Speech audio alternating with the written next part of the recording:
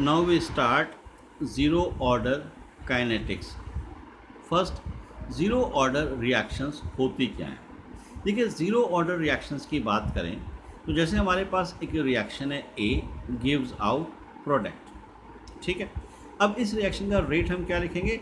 Are is equals to के ए raise to power zero. अगर ये पावर जो है ज़ीरो हो रही, जिसे हम ऑर्डर ऑफ द रिएक्शन कहते हैं विद रिस्पेक्ट टू ए, ये ज़ीरो है तो इसे हम कहते हैं ज़ीरो ऑर्डर रिएक्शन। अब क्योंकि किसी चीज़ की पावर ज़ीरो हो जाए तो वन हो जाता है, तो आर इज इक्वल्स टू क्या हो जाएगा? के।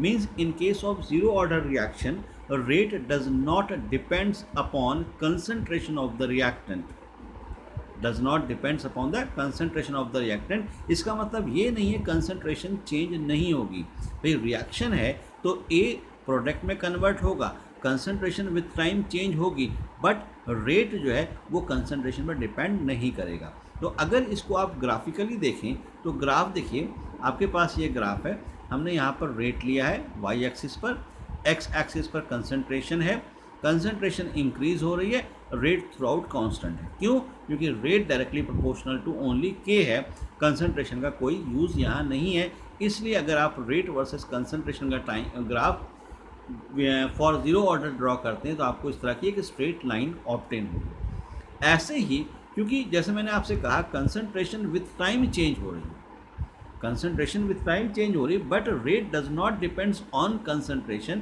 तो अगर आप graph rate versus time draw करें, रेट वर्सेस टाइम ड्रॉ करते हैं, then again we obtain a straight line, ठीक है, और कांस्टेंट लाइन। टाइम के हिसाब से रेट चेंज नहीं होगा क्योंकि टाइम के हिसाब से कंसंट्रेशन चेंज हो रही है और कंसंट्रेशन का रेट पर कोई मतलब नहीं है, इसलिए ग्राफ कांस्टेंट आएगा। अब इसका एक डेरिवेशन है, इंटीग्रेटेड रेट लॉ एक्सप्रेशन कहते हैं इसको। इम्पॉर्टेंट चीज़ है, ये ड्राइव कैसे करेंगे? बहुत सिंपल सा है, मैथमेटिकल एक्सप्रेशन। ये कहते हैं देयर आर 3 और 4 method for determining order of the reaction. एक मेथड हमने पहले किया है जिसे हम इनिशियल रेट मेथड हमने डिस्कस किया था for calculating order of the reaction, और ये सेकेंड मेथड है integrated rate law method for obtaining order of the reaction. अब ये इंटीग्रेटेड रेट लॉ मेथड क्या होता है? देखिए, हमारे पास ए रिएक्टेंट गिव्स आउट प्रोडक्ट, जो सिंपल रिएक्शन हम लेते हैं। रेट को हम दो तरीके से लिखते हैं। फर्स्ट है in the form of rate law expression, r is equals to के ए raise to power zero because order of the reaction is zero. And second is differential rate equation, r is equals to minus D A upon D t. यहाँ minus sign क्या show करता है कि ए जो है वो reactant है, reactant की कंसंट्रेशन डिक्रीज हो रही है, इसलिए हमने यहाँ पर माइनस साइन यूज़ किया है। Minus D A upon D T, change in concentration of A with respect to change in time T. अब ये भी आर की वैल्यू है, ये भी आर की वैल्यू है, दोनों को इक्वल कर दिया तो यहाँ पे क्या आ गया? Minus D A upon D T is equals to के ए raise to power zero. Minus D A upon D T is equals to के ए रेस टू पावर ज़ीरो आ जाएगा। दोनों के वेट के ए रेस टू पावर ज़ीरो तो वन ही होता है, तो minus D A upon D T क्या बच जाएगा? इज इक्वल्स टू ओनली के बच जाएगा। ठीक है बेटे, अब इसको सॉल्व करते हैं और देखते हैं कैसे क्या वैल्यूज़ आती हैं। तो इसको सॉल्व करने पर हमें क्या मिलेगा? देखिए, ठीक है बेटे, क्या है यहाँ पर? हमने लिया minus D A upon D T is equals to K, वही मैंने कहा था, ए नॉट की वैल्यू वन हो गई, तो minus D upon D T is equals to K, D T को ले आए के साथ मल्टीप्लाई किया और इंटीग्रेट बोथ साइड कर दिया, क्योंकि इस मेथड का नाम ही है इंटीग्रेटेड रेट लॉ मेथड। तो बोथ साइड इंटीग्रेशन किया, तो integration of d a is equals to minus k integration of d t, minus k integration of d t. देखिए, डी ए का इंटीग्रेशन जैसे डी एक्स का integration x होता है, आपको पता ही है, वैसे डी ए का क्या हो जाएगा? ए। माइनस के कांस्टेंट है, बाहर निकाल लिया, डी टी का इंटीग्रेशन हो गया टी, प्लस में सी, सी क्या है? सी है कांस्टेंट ऑफ इंटीग्रेशन। ठीक है, जब भी इनडेफिनेट इंटीग्रेशन करते हैं तो आप सी लगाते हैं, सी को आप कांस्टेंट ऑफ इंटीग्रेशन कहते हैं। मैथमेटिक्स वालों को पता है, या आपको सभी को पता है क्योंकि आप फिजिक्स में भी इन चीज़ों का यूज़ करते हैं। अब हमने लिया when T is equals to zero. T equals to zero का मतलब क्या हुआ? जब आपकी रिएक्शन स्टार्ट नहीं हुई थी।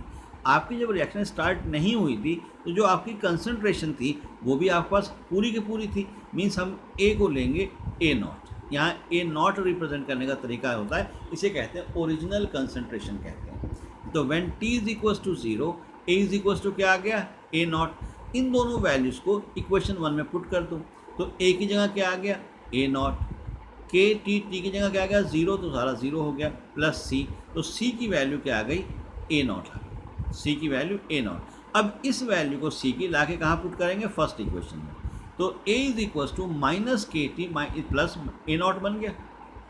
ठीक है बेटे, इसको थोड़ा रीअरेंज करते हैं, तो k t is equal to A not minus a लिख सकते हैं, या फिर t is equal to A not minus A upon k. ये फॉर्मूला आपको यूज़ करना ज़्यादा ध्यान रखिएगा, t is equal to A not minus A upon k, या इसी को रीअरेंज करके एक फॉर्मूला और बना लेते हैं, आगे ग्राफ के लिए काम आएगा, a is equal to A not minus के टी। इन्हीं फॉर्मूलों को रीअरेंज किया हुआ है। ठीक है बेटे, अलग अलग पर्पज़ के लिए हम अलग अलग फॉर्मूले यूज़ करते हैं, इसके उसी फॉर्म में ड्राइव कर लेते हैं। अब यहाँ पर आपको ये ध्यान रखना है बच्चों कि हमारे पास देखिए ये क्या क्या चीज़ें हैं। टी क्या है, टी है टाइम, के क्या है, रेट कांस्टेंट, ए नॉट क्या है, इनिशियल कंसंट्रेशन, और ए क्या है, ए होता है कंसंट्रेशन विच remains after time T interval. Concentration विच रिएक्ट नहीं, जो रिएक्ट हो रही वो नहीं लेनी, जो बची है वो लेनी। ए नॉट जो ओरिजिनल थी,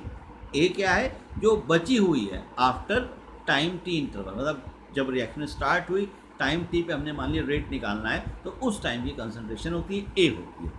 ए नॉट को हम कहते हैं इनिशियल कंसंट्रेशन ऑफ ए, और ए होता है concentration of A at any time T.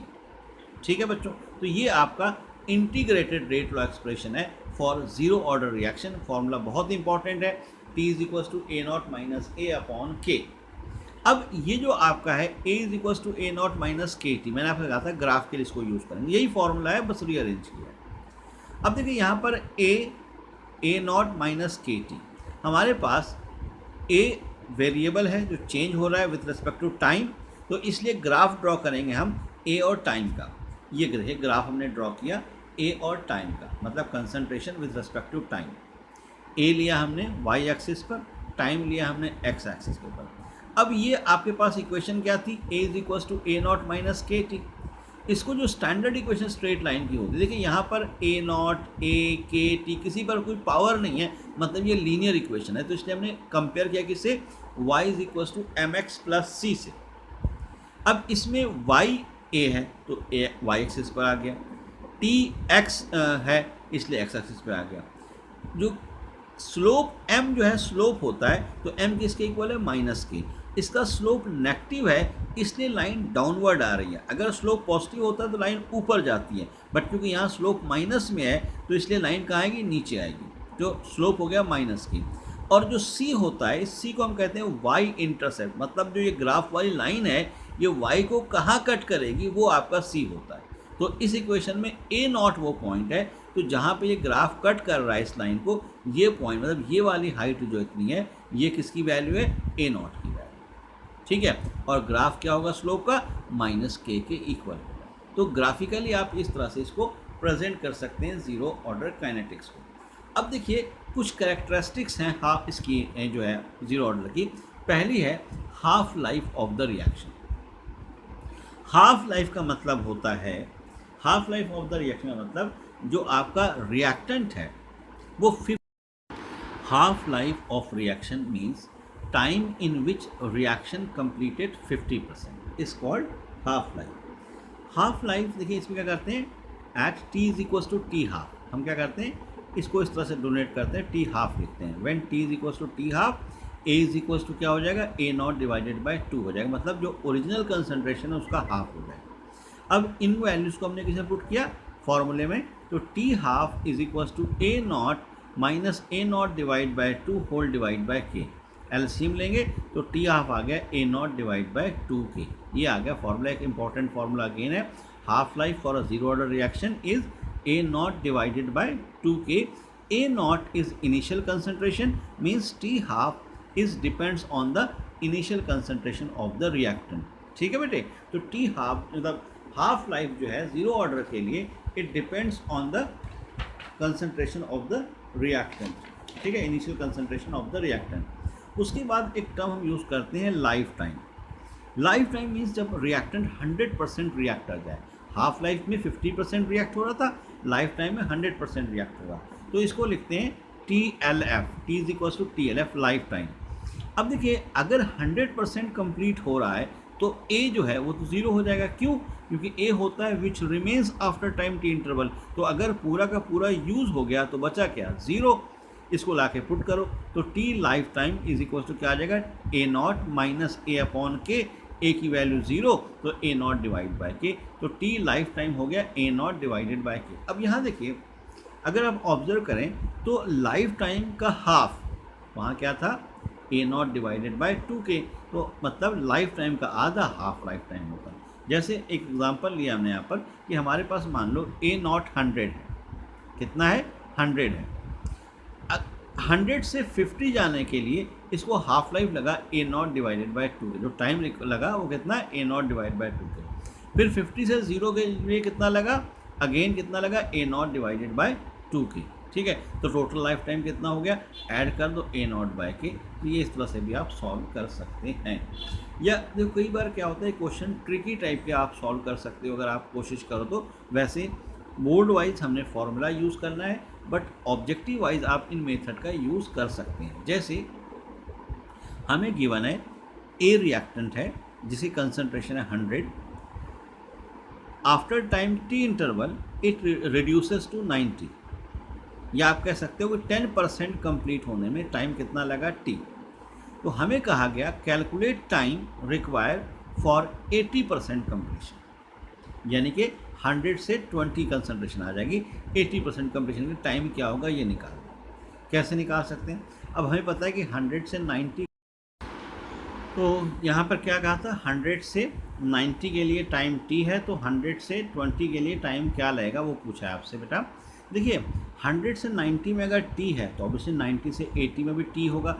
Her 10% completion में टाइम कितना रिक्वायर्ड? टी। तो 100 से 90 गए टी, 90 से 80 गए टी, 80 से 70 गए टी, 70 से 60 गए टी, तो इस तरह से 60 से 50 गए टी। ऐसे करते करते आप आए अप टू 20, तो कितने टी लगे? 1 2 3 4 5 6 7 8, मीन्स 100 से 20 जाने में या 80% कंप्लीशन में टोटल टाइम कितना होगा? 8 टाइम्स ऑफ टी, ठीक है। इस तरह से भी निकाल सकते हैं, शॉर्ट मेथड है। अब जैसे इन्होंने कहा है कि 100 से 85 जाना है, तो हमें पता है 100 से 90 के लिए टी, 90 से 85 क्योंकि आधा टाइम ले रहे हैं तो t/2 आ जाएगा, तो t + t/2 3t/2 आ जाएगा। या क्या 100 से 40 जाना है, मतलब 60% कंप्लीट करना है तो 60 हो गया। तो इस तरह से शॉर्टकट भी यूज़ की जा सकती हैं इनको कैलकुलेट करने के लिए। अब जैसे कि क्वेश्चन है देखिए, फॉर ए रिएक्टेंट है gives out product to be zero order kinetics if time taken for 50% completion is 2 minute, find the time required for 75% completion of the reaction. क्या कहा गया? For A gives out product to be zero order kinetics, ये reaction क्या है? Zero order है। If time taken for 50% completion is 2 minute, अगर 50% के लिए 2 मिनट लगते हैं तो आपको 75% के लिए कैलकुलेट करना है कितना टाइम लगेगा।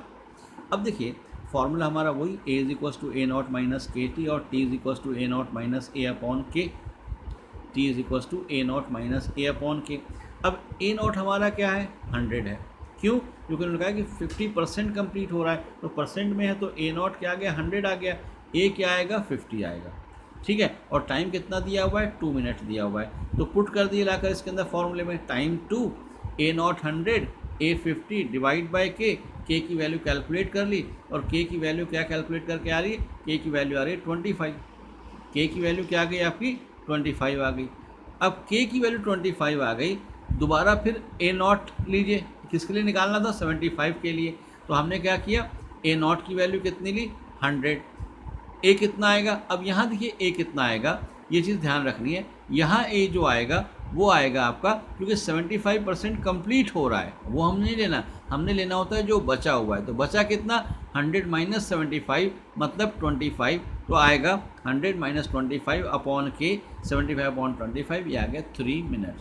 तो इस तरह से आप कैलकुलेट कर सकते हैं कितना टाइम रिक्वायर्ड होगा for completion of the reaction. अब इसी को अगर हम इस तरह से करें बच्चों, देखो ये है ये हमारे पास क्या था, 100 कंसंट्रेशन थी, 100 से 50 में गए, कितना टाइम लगा हमें, 50 मिनट्स, सॉरी 2 मिनट्स लगा 100 से 50 जाने में। अब 50 से आपको 75% कंप्लीट करनी, मतलब 25 और जाएंगे, तो 25 मतलब आधा टाइम लग चाहिए, तो 1 मिनट हो जाएगा, तो टोटल कितना हो गया, 3 मिनट। तो इस तरह से भी कैलकुलेशन की जा सकती है इनकी। उसके बाद नेक्स्ट क्वेश्चन है, for A gives out product, ये रिएक्शन है to be zero order kinetics. इन्होंने कहा if time if takes 2 minutes for 50% completion, find the time required for 33.3% of the completion. अगर रिएक्शन को 33.3% कंप्लीट करना है, उसके लिए कितना टाइम चाहिए होगा, वो पूछा हुआ। अब फिर अगेन यहाँ पे देखिए, आप चाहें तो पॉज करके पहले सॉल्व कर लें। क्या है, ए नॉट 100 है, ए 50% कंप्लीट हो रहा है, 100 माइनस 50 आ गया, टाइम 2 मिनट, के निकाला, ये आ गया 25। अब नेक्स्ट वाले में क्या है, ए नॉट 100 है, ए कितना आ जाएगा, 100 माइनस 33.3, ये आ गया 66.66, वैल्यू पुट कर दी टी में, तो 100 माइनस 66.66 डिवाइड बाई 25, ठीक है बेटे, तो ये आ गया 1.332 मिनट, ये आ गया time required for the completion of 33.3%। इसके बाद नेक्स्ट क्वेश्चन है, अब ये थोड़ा डिफरेंट सा क्वेश्चन है, कहा है for a reaction the time required for 20% completion is 40 minute. मतलब अगर 20% कंप्लीट हो रहे उसके लिए 40 मिनट रिक्वायर्ड है, and 40% completion are required in 80 minute. Find order of the reaction and rate const. अब देखिए यहाँ पर अभी ऑर्डर नहीं दिया आपको। नॉर्मली इस तरह के क्वेश्चन जो होते हैं फर्स्ट ऑर्डर में आते हैं। अगर हम पेपर में सॉल्व कर रहे थे तो पहले हम फर्स्ट ऑर्डर लगाते हैं, क्योंकि ये होगा हिट एंड ट्रायल मेथड से। बट क्योंकि यहाँ हम जीरो ऑर्डर काइनेटिक्स पढ़ रहे हैं, इसलिए मैं जीरो ऑर्डर डायरेक्टली लगाऊंगा। आपने करना क्या है, के का फॉर्मूला हमारा है A not minus A upon T, ये फॉर्मूला आपको बताइए। ए नॉट फर्स्ट वाले केस में कितना आएगा, 100, ए कितना हो जाएगा, 20% कंप्लीट हो रही, मतलब 80 हो जाएगा। टाइम आपको दिया है, के निकाल लो। ऐसे ही सेकेंड वाले केस में फिर के निकालो। अगर दोनों केस से के की वैल्यू सेम आ जाए या फिर अप्रॉक्सीमेटली सेम हो जाए, तो उसे हम कहते हैं ज़ीरो ऑर्डर रिएक्शन। जैसे देखिए यहाँ हमने निकाला, क्या निकाला बेटा, हमने ए नॉट लिया पहले 100, ए हमारा 100 माइनस 20 आ गया 80, टाइम था 40, पुट किया 100 माइनस 80 अपॉन 40, ये आ गया 0.5 moles litre inverse second inverse. फिर हमने ए नॉट है हमारा 100, ए हमने किया 100 माइनस 40, ये आ गया 60, टाइम है 80 मिनट। ठीक है, आप क्या करेंगे, पुट कर देंगे k is equals to 100 minus 80 upon 80, 100 minus 80 upon 80, sorry 60 minus 100 minus 60 upon 80, ये आ गया अगेन 0.5। अब k is same for both the cases, therefore the reaction is of zero order. If k is same, अगर k अलग आता तो ये zero order reaction ना कहलाती। तो जीरो ऑर्डर रिएक्शन ये इसलिए है क्योंकि दोनों का के सेम है। ठीक है, तो ये 2-3 तरह के न्यूमेरिकल्स हैं जो इसमें पूछे जा सकते हैं। अब आपको ग्राफिकल रिप्रेजेंटेशन देखनी है। देखिए ग्राफ जो है बहुत इंपॉर्टेंट है, क्योंकि ग्राफ का यूज़ करके कई बार क्वेश्चंस आते हैं सब्जेक्टिव में भी और ऑब्जेक्टिव में भी। पहला ग्राफ जो हमने पीछे बनाया था, रेट वर्सेस ए, क्योंकि मैंने कहा जीरो ऑर्डर है, जीरो ऑर्डर कंसंट्रेशन में डिपेंड नहीं करती, इसलिए इसमें हमें स्ट्रेट लाइन मिलेगी, क्योंकि रेट कांस्टेंट है विथ चेंज इन ए। ठीक है बेटे, ऐसे ही दूसरा एक और ग्राफ वहाँ हमने किया था, रेट वर्सेस टाइम। उसमें भी हमने क्या देखा था, क्योंकि टाइम के हिसाब से कंसंट्रेशन चेंज हो रही है, रेट नहीं चेंज हो रहा, रेट अगेन कांस्टेंट है, इसलिए इस तरह की स्ट्रेट लाइन। तीसरा ग्राफ हमारा जो है वो है जो हमने लिया है किसमें, फर्स्ट जीरो ऑर्डर काइनेटिक्स का जो डेरिवेशन किया था इंटीग्रेटेड रेट लॉ, उससे। इसमें स्लोप माइनस के, ए नॉट वाई इंटरसेप्ट है, ए और टाइम का कंसंट्रेशन और टाइम का ग्राफ। ठीक है, ये 3 ग्राफ पहले कर चुके हैं। अब आते हैं फोर्थ ग्राफ पे। फोर्थ ग्राफ जो है ये हाफ लाइफ का है। हाफ लाइफ का फॉर्मूला क्या था, T half is equals to A not divide by 2k। अब देखिए ये होगा Y is equals to M X वाला स्लोप, मतलब directly proportional to A not है टी हाफ। तो अगर डायरेक्टली प्रोपोर्शनल होता है तो इस तरह की लाइन ड्रॉ होती है और स्टार्टिंग फ्रॉम द ओरिजिन करती है। ठीक है, टी हाफ वाई एक्सिस पे लिया, ए नॉट एक्स पे लिया है, और उसका स्लोप है 1/2k जो कि tan थीटा होता है, स्लोप लिया है। तो इस तरह से आप हाफ लाइफ का ग्राफ बना सकते हैं। उसके बाद एक इंपॉर्टेंट ग्राफ ये है, यहाँ पर क्या है देखिए, concentration of product versus time है।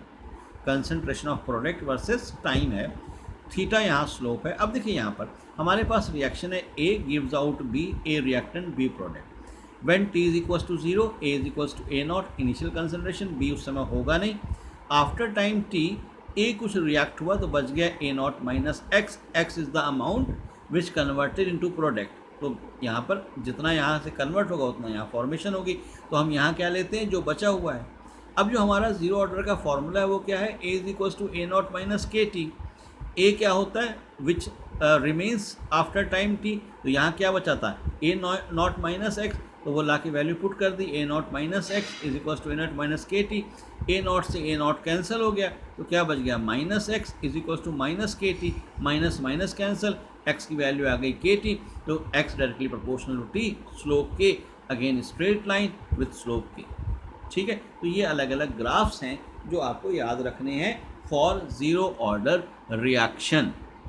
Next is example. अब ये ज़ीरो ऑर्डर रिएक्शंस के एग्जाम्पल्स क्या हैं, कि कौन सी इक्वेशन है जो ज़ीरो ऑर्डर होती हैं। तो इनके एग्जाम्पल की हम बात करें ज़ीरो ऑर्डर की, तो इसमें एक तो है फोटोकेमिकल रिएक्शन, जो है वो ज़ीरो ऑर्डर रिएक्शन होती है। फोटोकेमिकल रिएक्शन का मतलब जो लाइट के प्रेजेंस में हो, जैसे यहाँ पे एग्जांपल हमने लिया है H2 + Cl2 gives out 2HCl in presence of light. अब एक्सपेरिमेंटली यहाँ रेट क्या होगा, रेट इज इक्वल टू के H2 की पावर 0 Cl2 की पावर 0, क्योंकि ज़ीरो ऑर्डर रिएक्शन है। वो इसलिए होता है क्योंकि अगर फोटोकेमिकल रिएक्शन है तो रेट डिपेंड करता है इंटेंसिटी ऑफ लाइट पर। अब जितनी भी फोटोकेमिकल रिएक्शंस हैं जो लाइट की वजह से होती हैं वो सारी क्या होंगी, ज़ीरो ऑर्डर। जैसे आपका फोटोसिंथेसिस कॉमन एग्जांपल है, ये यहाँ पर आप एग्जांपल याद रख सकते हो। तो ये याद रखेगा कि फोटोकेमिकल रिएक्शन जो हैं वो क्या होती है, ज़ीरो ऑर्डर काइनेटिक्स की होती है। सेकेंड एग्जाम्पल है ज़ीरो ऑर्डर का एंजाइम कैटलाइज रिएक्शन, मतलब वो रिएक्शन जहाँ पर enzyme as a catalyst use हो रहा हो। जैसे आपको याद हो तो जो बायोलॉजिकल रिएक्शंस होती हैं, बहुत सारे एंजाइम्स हम यूज़ करते हैं, इन्वर्टेज, जाइमेज, माल्टेज, उन सारी रिएक्शंस में आगे चल के हम 5th चैप्टर में ये टॉपिक करेंगे डिस्कस एंजाइम्स वाला। तो वहाँ जो रिएक्शंस होंगी वो सारी क्या है, ज़ीरो ऑर्डर काइनेटिक्स है। तो पहली हो गई फोटोकेमिकल, दूसरी हो गई एंजाइम वाली, एंड थर्ड जो है वो ये है dissociation of gas on solid surface at high pressure.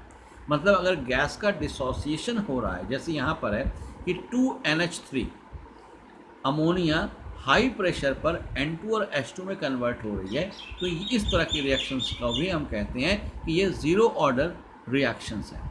तो ये ज़ीरो ऑर्डर की सारी काइनेटिक्स थी, क्या होता है ग्राफ, कैसे चीज़ें कैलकुलेट की जाएंगी, वो सारा आपको मैंने यहाँ पर डिस्कस किया। नेक्स्ट लेक्चर में हम फर्स्ट ऑर्डर काइनेटिक्स की बात करेंगे, वो भी बहुत इंपॉर्टेंट चीज़ है।